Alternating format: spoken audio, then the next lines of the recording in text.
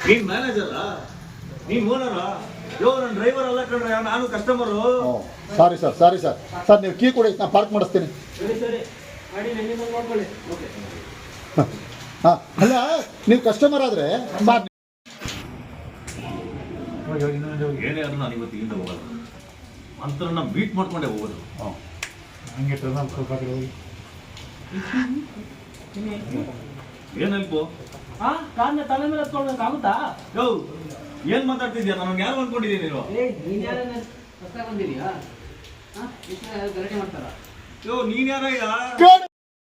excuse me ಹಾಂ key ತೋರಿಸು excuse me ಹಾಂ ಹಾಂ ಹಾಂ ಕಾರ್ನ ತಲೆ ಮೇಲೆ ಇಟ್ಕೊಂಡು ಹೋಗ್ಬೇಕಾಗತ್ತಾ ಏಯ್ ಯಾರ ಹತ್ರ ಏನು ಮಾತಾಡ್ತಾ ಇದೆಯಾ ನಾ ಯಾರು ಗೊತ್ತಾ ಹೋಗಿ ಸರ್ ನೀವು